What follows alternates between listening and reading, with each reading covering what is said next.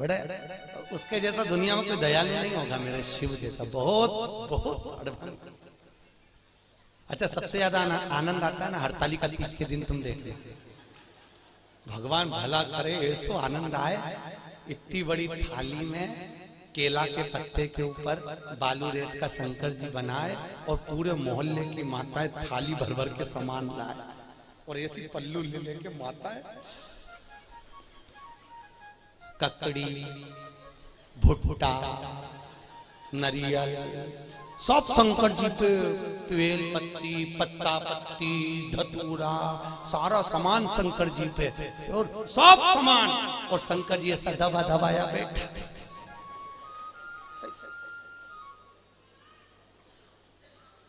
पार्वती जी बोली हटाऊं क्या? शंकर जी बोले धरे रहने दे, अब तो सुबह 4 बजे हटेगा। और ये पूरी रात भजन गाती फिरे, तांबा का हंडा तातो धरो पानी। शंकर जी बोले रहने दे, सुबह से लेकर शाम तक में 25 बार नहवा दी।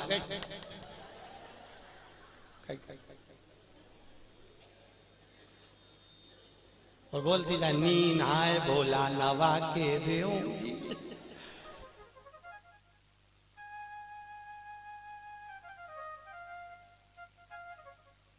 इससे ज्यादा आनंद आवे तो कावड़ यात्रा में तुम देखना, और ऐसी भीड़ और लोग कावड़ ले लेके और भगवान पे जो गंगा जल फेंके, जो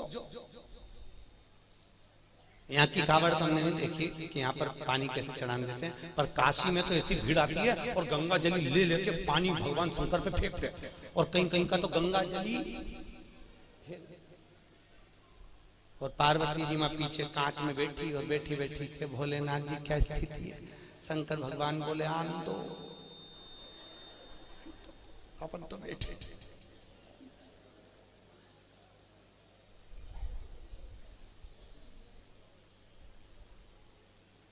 बहुत दूर से आए, बहुत।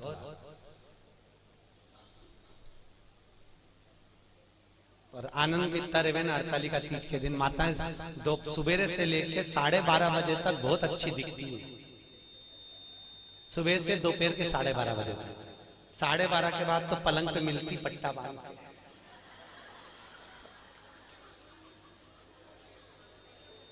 फिर 4 बजे उठती, फिर जाके नहा के बाल,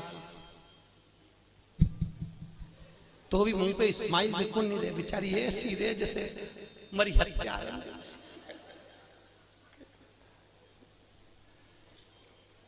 और फिर भी फोन लगा के पूछती रहती, चाची जी पंडित जी कितनी बजे आएगा, पंडित जी कितनी बजे आएगा। और पहली पूजन पे चाय पी गई, पहली पूजन के बाद। हमने पूछा माता जी इसमें तो लिखा है कि दूध पिए तो बिल्ली बने, सोए तो अजगरी बने, बोले तो मेंढकी बने, तो तू तो चाय पी रही, किताब में चाय का नहीं लिखा।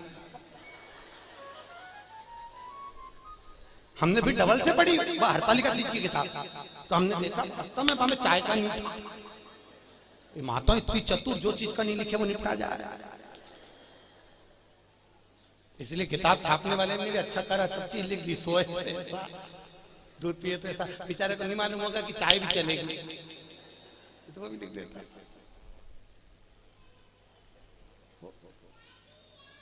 महाराज शिव करुणा सागर, उसके बराबर दुनिया में कोई करुणा नहीं कर सकता। राम जी की सेवा में तो ये भी चाहिए वो भी चाहिए, और कृष्ण की सेवा में भी ये चाहिए वो चाहिए, और शंकर की सेवा में तो पानी चढ़ाओ तो ठीक है, नहीं चढ़ाओ तो ठीक है, नहीं तो यहाँ तो शास्त्र कह रहा है मुझे कुछ भी प्रिय नहीं है। शिव कहते हैं मुझे केवल एक प्रिय है और वो सत्य प्रिय है, इसलिए सत्यम शिवम सुंदरम, मुझे सत्य प्रिय है। इसलिए जो मर जाता है उसको तोप के ले जाते हैं तो चिल्ला चिल्ला के जाते, राम नाम सत्य है। दुनिया के लोग इसलिए चिल्ला के ले जाते हैं कि इसको स्वीकार कर लेना, इसी ने सत्य बोला है, हम तो यूं ही झूठे ला रहे, हमारा काम तो इकट्ठा करके तुम्हारे यहाँ छोड़ना। असत्य नाम, सत्यमय जीवन को जियो।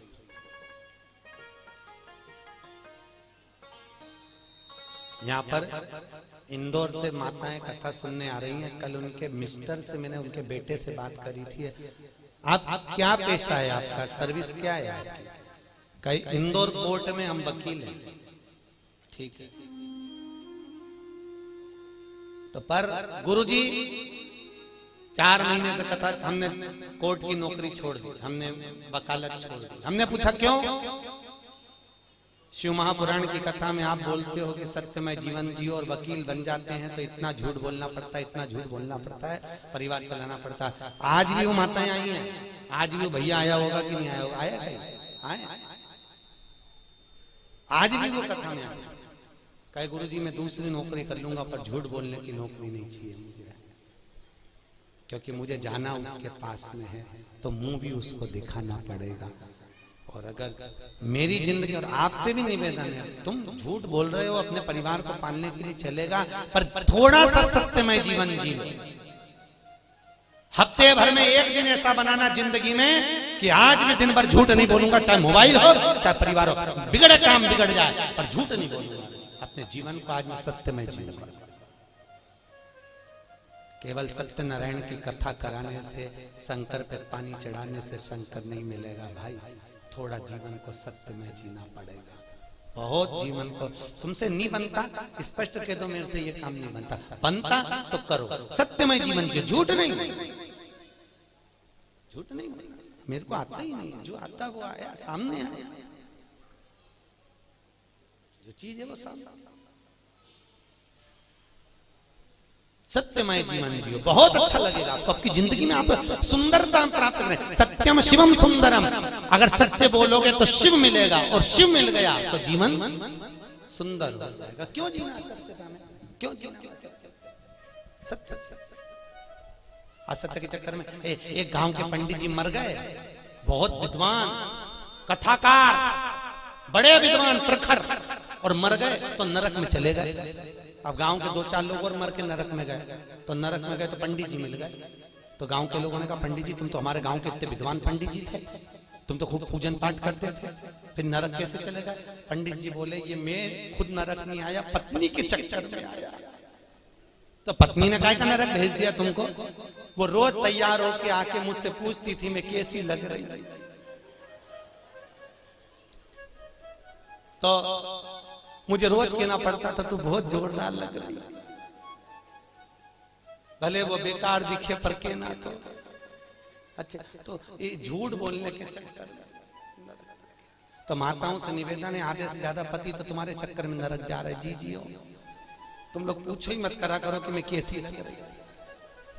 और कहीं का पड़ गया एक आध माथा तो एक वो कहे ना, एक कहावत है ना, पति तैयार हो रहा था और पत्नी सज धज के, वो पति ऑफिस जा रहा जूता पहन के, और ये वहां आके खड़ी होगी, ए जी मैं कैसी लग रही, मैं कैसी लग रही? पति जूता बांध के जा रहा था ऑफिस, बेचारा बैग उठा के, फिर पूछा बोलो तो सही में कैसी लग रही? पति बोला ऐसी लग रही जैसे हरी घास में भैंस चल रही।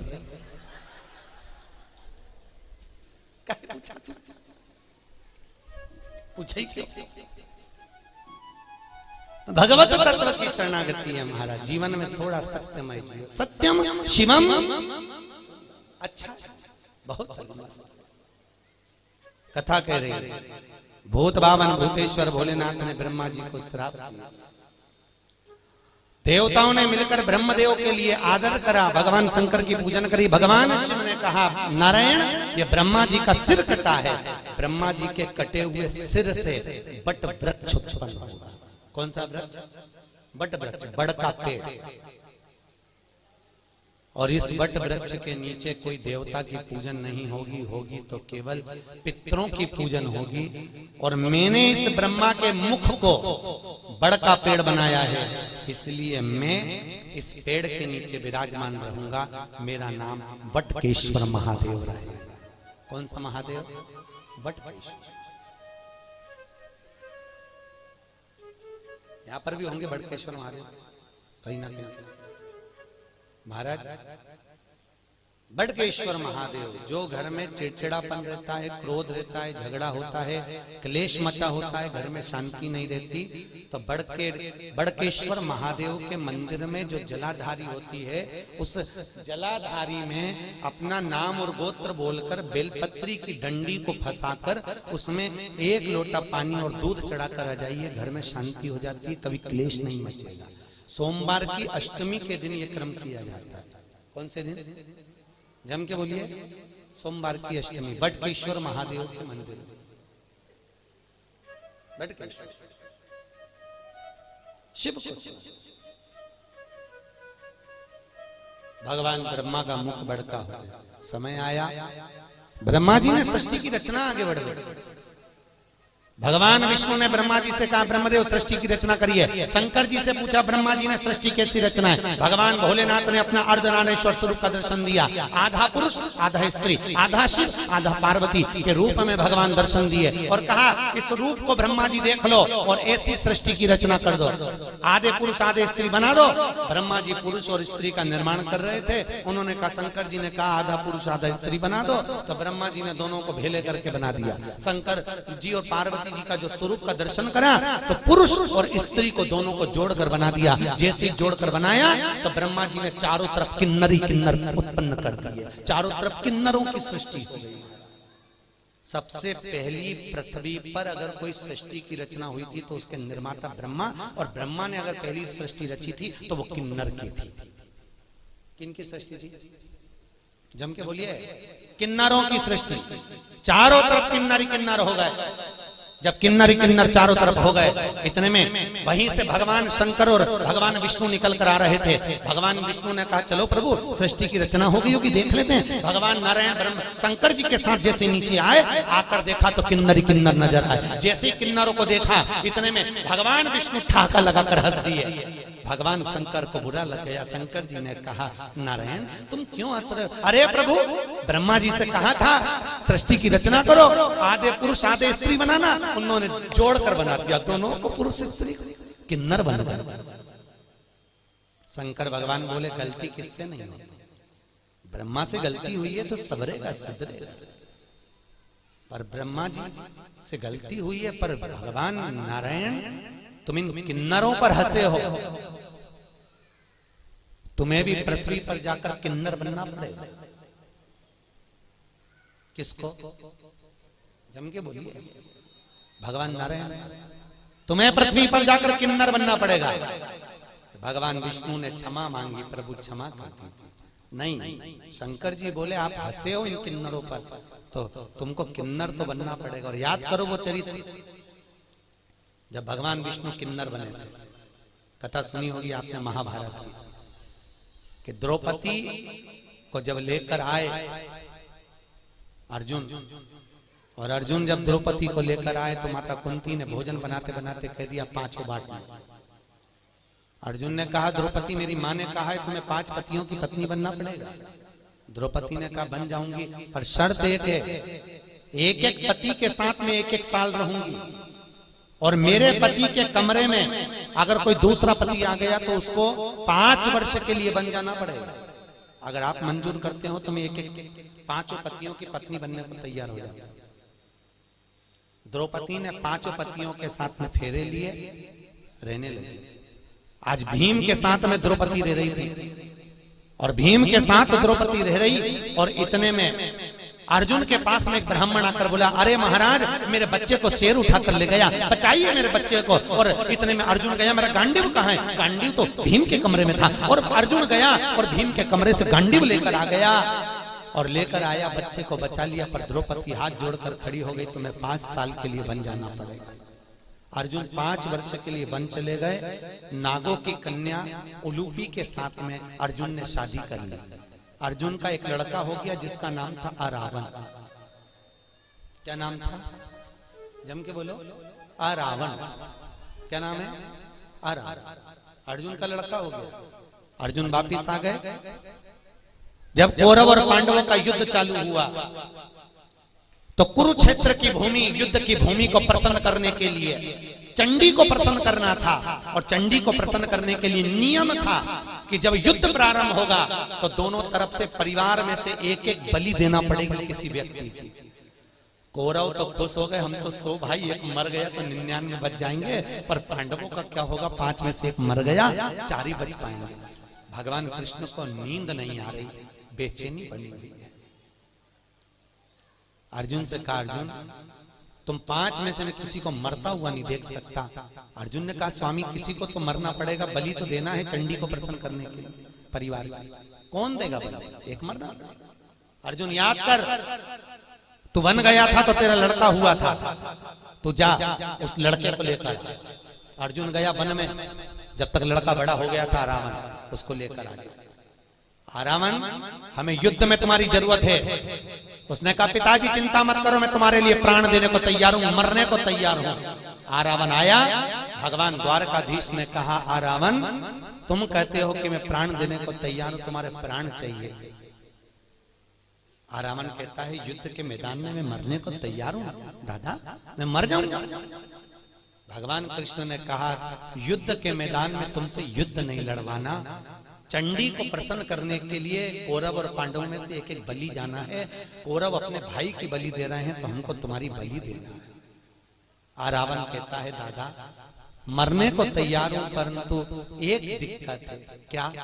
अगर मैं कुंवारा मर गया तो ना तो मुझे पिंड मिलेगा ना मुझे तर्पण मिलेगा। 16 सनात का भोजन कभी कुंवारे मरे हुए व्यक्ति को प्राप्त नहीं होता, जो कुंवारी अवस्था में मर गया। ना तो मुझे पिंड मिलेगा ना तर्पण मिलेगा।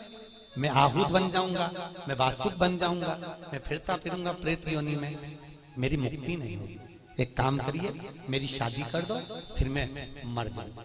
भगवान ने कहा, अर्जुन देखो, कल इसकी बलि चढ़ना है और एक रात के लिए इसकी शादी करना है, जल्दी लड़की ढूंढो। पूरे हस्तिनापुर में लड़की ढूंढी पर लड़की नहीं मिली। रात्रि के 11 बज गई, कन्या प्राप्त नहीं हुई। भगवान को चिंता लग गई, अगर इसका विवाह नहीं होगा तो ये मरेगा नहीं, और मरेगा नहीं तो बलि कौन की चढ़े। तो भगवान कृष्ण को याद आया कि मुझे शंकर जी ने किन्नर बनने का श्राप दिया था। शंकर भगवान के वचन को निभाने के लिए भगवान एक रात के लिए उस रावण के पत्नी बन गए। आज भी किन्नरों की शादी होती है एक घड़े से, एक रात का विवाह होता है उनका। उस घड़े का नाम रहता है आरावन। क्या नाम है?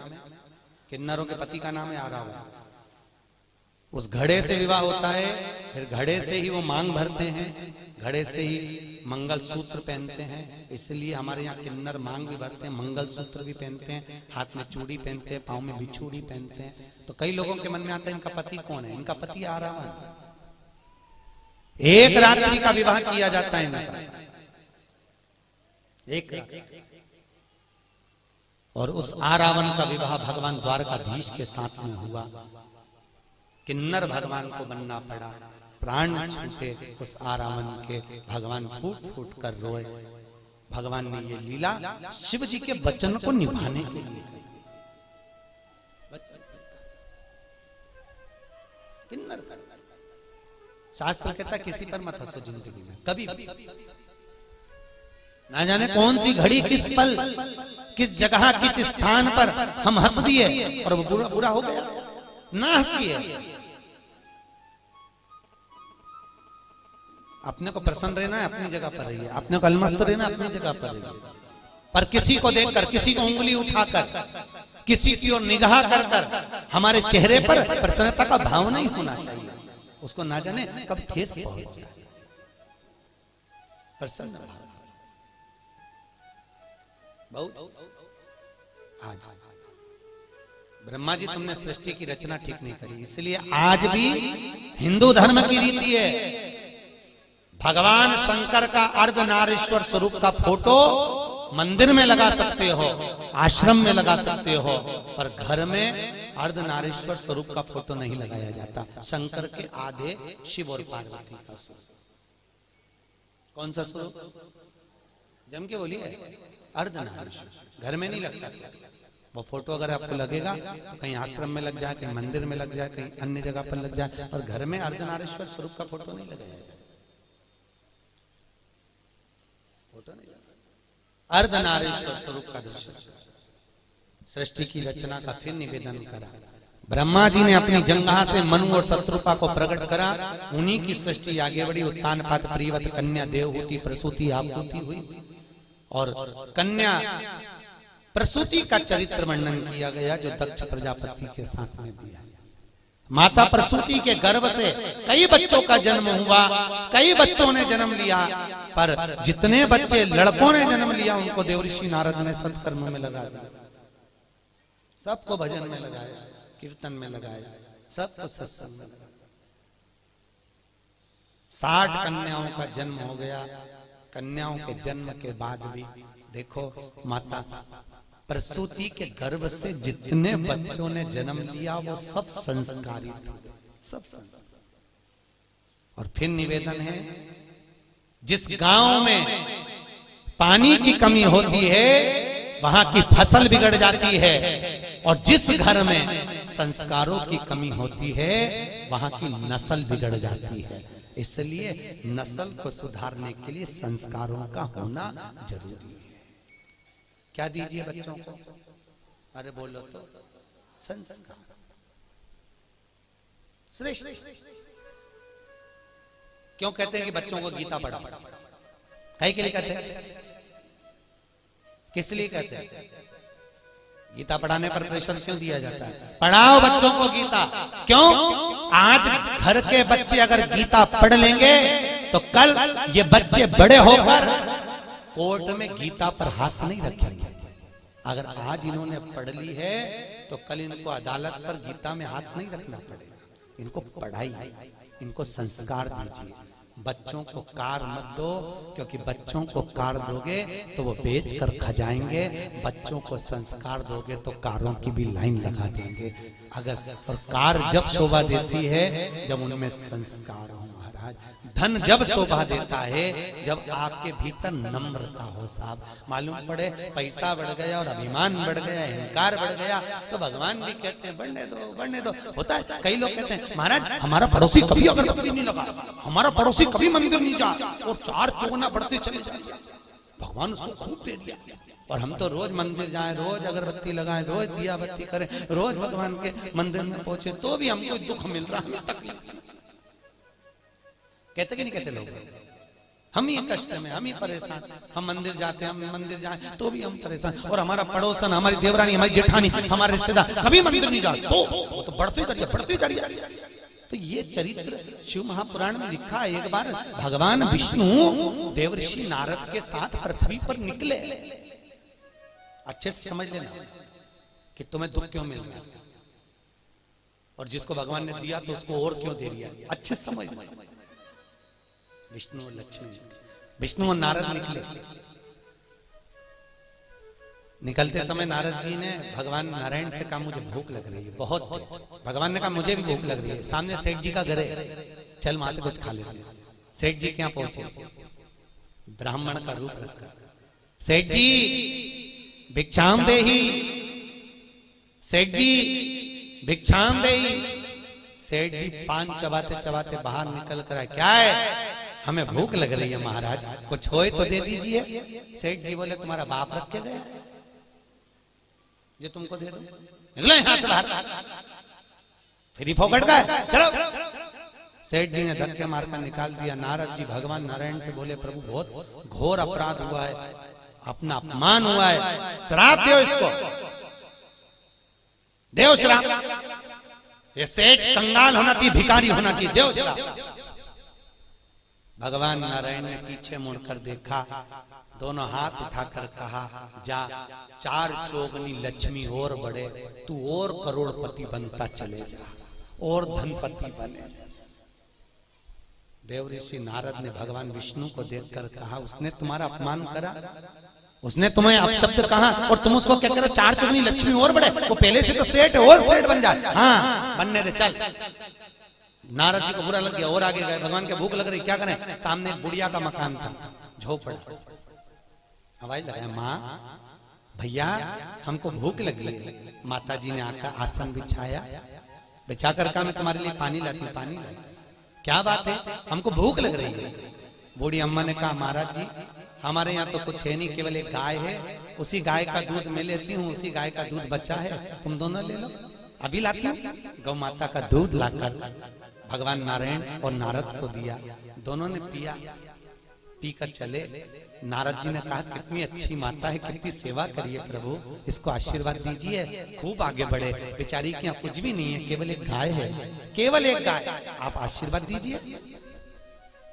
भगवान ने पीछे पलट कर देखा, दोनों हाथ उठाकर भगवान विष्णु बोले, जा तेरी गाय मर जा, जा तेरी गाय मर जा। अब पहले से दुखी थी और दुख। देवऋषि नारद को बुरा लगा। नारद जी ने कहा प्रभु जिसको तुमने अपशब्द कहना था उसको अपशब्द नहीं कहा, और बेचारी बुढ़िया ने तुमको दूध पिलाया, बेचारी बुढ़िया ने तुमको पानी पिलाया, और तुम उससे क्या कह रहे हो उसकी एक गाय और वो भी मर जाए, क्यों? भगवान बोले नारद तू मेरी लीला कभी नहीं समझ सकता, नारद तो मेरी लीला को नहीं समझ पाएगा। नारद ये जो बुढ़िया है ना, ये दिन रात मेरा भजन करती है, दिन रात मुझको भजती है, और अंतिम में इसके जब प्राण छूटेंगे, अगर इसकी गाय जीवित रहेगी तो इसके प्राण उसमें अटके रह जाएंगे। मेरी गाय किसके पास जाएगी, कसाई नहीं काट दे ना जाने के, तो मैं इसके मरने से पहले इसका जंजाल मिटाना चाहता हूं, इसलिए मैंने कह दिया तेरी गाय मर जा, तुम निर्मल मन से मेरे पास मेरी होकर तो दूसरा जन्म नहीं होगा। और सेठ जी को धन बढ़ने का इसलिए कहा, अभी तेरे पास धन था और करोड़पति बन जा, तू पैसे को जोड़ जोड़ के जब मरेगा तो सांप बन के उसी घर में बैठा रहेगा, मेरे पास तक नहीं आएगा, बैठे और जोड़ और बड़े और बाद में सब बने तो मेरे पास इसको दिया। कई लोग हमको मकान दिखाने ले जाते महाराज, कई लोग जैन साहब, कई लोग मकान दिखाने ले जाते हैं, और मकान दिखाने जब ले जाते हैं तो ये हमारे बड़े बेटे का रूम है, अच्छा ये छोटे का बेडरूम, अच्छा और ये मंजिले का, अच्छा ये बेटी का, महाराज ये रूम हमारा, अच्छा। और उसी रूम में हॉल में एक छिपकली चिपकी थी। कौन चिपकी थी? छिपकली। हमने छिपकली को देखा तो हमसे जजमान ने पूछा महाराज आप रूम नहीं देख रहे, छिपकली को देख रहे। हमने कहा जैसे तुम कह रहे हो ये मेरा है, उसी तरह छिपकली भी कह रही ये मेरा है।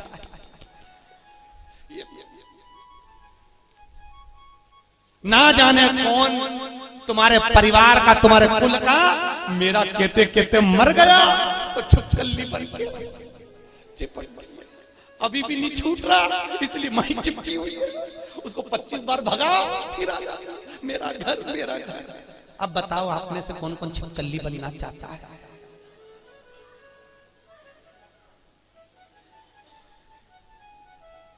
अरे बोलो तरी मोहनपुरा की जी हो, अच्छा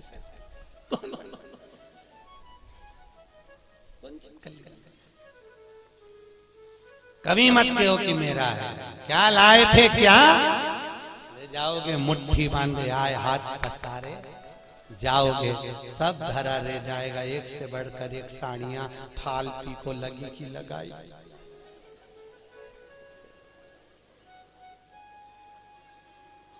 फिर जाते जाते ऊपर से याद आएगी पीली वाली तो पीली तुम्हारी पीली रह गई। और यमराज से कहोगे मुझे 3-4 दिन और जिंदा कर दे, मैं पीली पहन लूं फिर मर जाऊं।